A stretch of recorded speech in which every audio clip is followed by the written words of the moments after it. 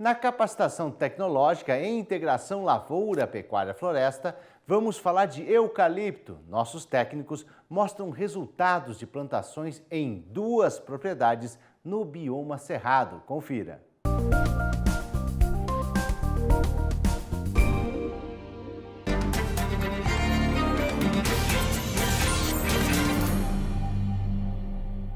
Olá, eu sou o pesquisador Flávio, da Embrapa Arroz e Feijão, e dando continuidade às nossas aulas de sistemas integrados dentro do bioma Cerrado, hoje nós vamos estudar mais 2 casos de integração, lavoura, pecuária e floresta, dentro do bioma Cerrado.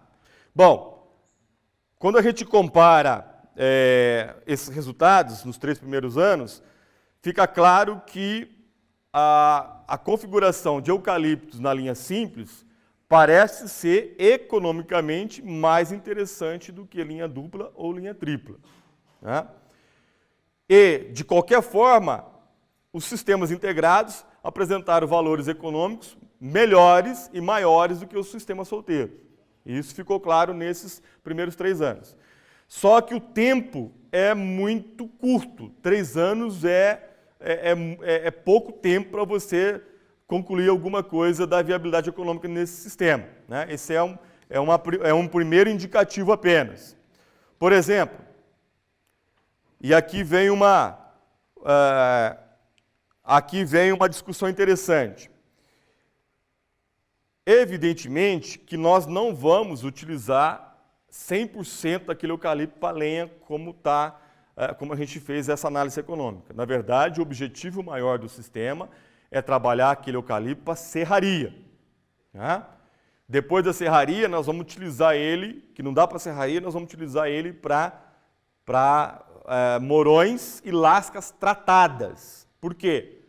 Porque é um caso especial onde a menos de 50 quilômetros dessa propriedade tem uma usina de tratamento industrial de morões e lascas.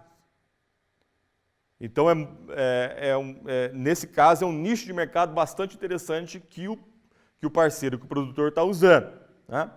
E o que sobra é sim que vai ser utilizado para lenha, e vai ser utilizado para lenha na própria propriedade, porque nesse caso o produtor ele é um agroindustrial, ele tem silos e ele precisa de lenha, né, para secar tanto a soja, quanto o milho, quanto o arroz que ele mesmo produz. Bom, com 5 anos do sistema, nós analisamos lá os 3 primeiros anos. Então, passados 2 anos depois, nós começamos a fazer o primeiro desbaste do componente florestal. E esse primeiro desbaste, evidentemente que ele não tem ainda as dimensões para ser usado como serraria. E ele foi usado para produção de morões e lascas tratadas, que o próprio produtor, que é um grande pecuarista, ia precisar comprar, né? Então, só para vocês terem uma ideia, né, o que aconteceu? Nós utilizamos morões para cerca, com diâmetro de 8 a 12 centímetros, e a estimativa do preço do morão tratado custou, seria R$12 por unidade, lá na região, posto na fazenda. A estimativa do custo do morão dele, desde a implantação, desbaste, tratamento, ficou em torno de R$7. Então, esse produtor teve um lucro de R$5 para cada morão tratado que ele produziu. Na verdade, ele deixou de gastar, porque ele ia ter que comprar esses morões, então ele deixou de gastar R$5 por cada morão que ele produziu na fazenda, né? Ora, nesse primeiro desbaste, houve um abate em torno de 30% das árvores de eucalipto. Cada árvore de eucalipto gerou, em média, 4 morões tratados. Então, se a gente fazer uma continha rápida, olha, no ranking simples foram abatidos 75 árvores, vezes 4 morões, vezes um lucro de R$5 por morão, ele teve R$ 1.500 por hectare de lucro com os morões tratados. Dividido por 5 anos, ele vai ter uma receita adicional no sistema de R$ 300 por hectare, por ano. Já no renque duplo, ele teve 30%, corresponde a 130 árvores abatidas. Isso vai dar uma receita de R$ 2.600, que dividido por 5 anos seria uma receita adicional de R$ 520 só do componente florestal por hectare, no renque duplo para ele. E no renque triplo, foram 173 árvores abatidas por hectare em média, que gerou uma receita de R$ 3.460 por hectare. Dividido por 5 anos, dá quase R$ 700 por hectare por ano de receita líquida apenas do componente florestal. Conclusão: apesar de, nos 3 primeiros anos, com a integração lavoura e floresta, os resultados apontarem para o sistema mais interessante ser o renque simples, o resultado final vai depender muito de como for o sortimento do componente florestal, né, até o seu desbaste final. Para que eu vou utilizá-lo e se eu vou ter preço para essas utilidades dele. Então, nesse primeiro momento, que nós utilizamos ele para morões, já mudou um pouquinho. Se a gente fazer aquelas contas novamente, já vai mudar um pouquinho.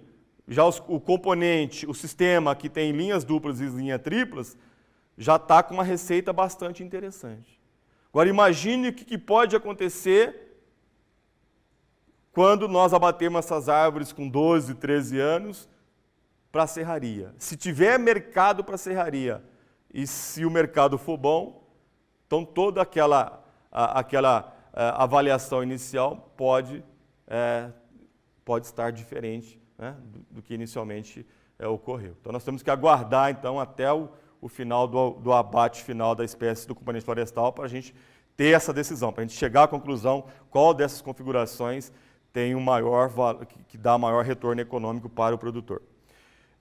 A partir do 3º ano, então, entrou a pecuária e nós temos aqui apenas alguns resultados parciais da pecuária. Esse produtor faz o cruzamento industrial, resultante da Rúbia Galega com o Nelore, o F1. Então ele ele faz a pecuária de corte, produção de carne em animais precoce, 18 a 20 meses com peso superior a 15 arroba, ele está vendendo para o abate. Então ele trabalha dentro do sistema com a fase de recria, né, e faz a terminação num semi-confinamento. O manejo da pastagem, nós utilizamos o manejo rotacionado por altura de forrageira. Dentro do sistema nós temos 3 materiais sendo trabalhados de forrageira. Usa uma suplementação de 0,5% do peso vivo e é importante frisar que água de boa qualidade em bebedouro, né? Isso é fundamental para o sistema dar certo.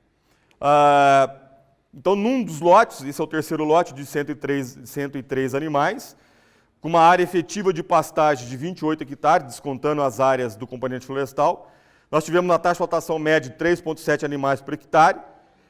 Esses animais entraram no dia 20 de fevereiro de 2012 com peso médio de 350 kg de peso vivo. Saíram no dia 19/4 do mesmo ano com peso de 420,5 kg. Né? Então, um ganho médio diário de em torno de 1 kg, 1,040 kg de animal. Nesse período, então, resultou numa produtividade de carne de quase 7 arrobas, em 60 dias, e esses animais saíram aí com 18 meses. Então, nesse lote, foi um resultado bastante interessante, mas que nós percebemos ainda ajustar melhor a taxa de lotação. Foi uma das primeiras vezes que nós estávamos fazendo manejo rotacionado nessa área de integração lavoura, pecuária e floresta, então ainda estávamos com algumas dificuldades de ajustar o tamanho do lote, né, com a capacidade de suporte de cada área, de cada talhão. Precisa de ajuste. Bom, fechando a nossa aula, algumas considerações esses estudos de caso nós podemos dizer. De maneira geral, nós percebemos que a adoção da integração lavoura-pecuária-floresta está aumentando consideravelmente dentro do bioma cerrado, né? E a gente vê muito isso através dos eventos envolvendo feiras, seminários, do agronegócio, sempre o tema ILPF sempre é um dos temas principais, está sempre sendo trabalhado, né? A gente percebe muito isso. No estado do Mato Grosso, para a gente ter uma ideia, nós fizemos em parceria com a Universidade da Alemanha, fizemos um levantamento de área de integração no Mato Grosso no ano de 2013 e chegamos aí a um número de aproximadamente 500 mil de hectares, né? Em números absolutos é um número muito grande, expressivo, mas em números relativos é muito pequeno. Se a gente considerar que só a área plantada de soja no estado passa de 8 milhões de hectares. Mas a gente percebe que, principalmente nos últimos 3 anos, tem aumentado consideravelmente a área de integração naquele estado. Desafios técnicos. Nós temos aí vários desafios técnicos para a integração. Eu vou citar apenas algum deles. Por exemplo, a inserção da cana-de-açúcar, do algodoeiro e de palmaço para a produção de biodiesel nos sistemas integrados aqui no Cerrado. É um desafio técnico aí para a pesquisa. Outra coisa extremamente importante que está faltando é a inserção de forrageira leguminosa em grande escala, principalmente para solos de textura média argilosa. Nós temos que inserir essas leguminosas, esses consórcios com braquiárias que é difícil, estamos testando aí algumas opções, mas precisamos buscar mais informações e aprimorar mais essa inserção de leguminosas, vamos trabalhar mais isso. Uma outra coisa é o manejo integrado de planta daninha, principalmente quando você tem no sistema integrado o componente florestal. A dificuldade está sendo muito grande, principalmente quando você trabalha com nativos. Quando se trabalha com nativos em grande escala, esse manejo de planta daninha está sendo muito difícil. Então, nós temos que ajustar melhor isso aí. Ainda, a questão do manejo integrado de pragas, principalmente quando nós estamos trabalhando com espécies nativas em grandes escalas. Eu cito o exemplo do pinho cuiabano. Você trabalha no natural, no meio dela, você tem aí 10, 11 plantas por hectares. Aí você pega essa espécie e coloca no sistema integrado 500 plantas por hectare, né? Então, lá no natural, ela estava todo sob um equilíbrio natural de pragas. Você tira ela desse ambiente dela e coloca ela no sistema integrado, né? Então, você aumenta muito o número delas, de plantas por hectare. Não tem seu inimigo, tem algumas pragas que tem a praga, mas não tem o inimigo natural, e acontece o que aconteceu com o pinho cuiabano. Nós temos a broca do pinho cuiabano, que parece ser uma praga muito agressiva e que tem um efeito muito drástico na qualidade da madeira, pode inviabilizar a utilização dele no sistema integrado. Outra coisa são as pragas polífagas dentro dos sistemas integrados. Principalmente, eu vou citar duas aqui, vou citar aqui a mosca branca, por exemplo, principalmente quando você faz safrinha, e vou citar ainda a armígera, né? Que é a Helicoverpa armígera, que é outra praga polífaga, que no sistema integrado essas pragas encontram comida e encontram ambiente, né? O ano todo.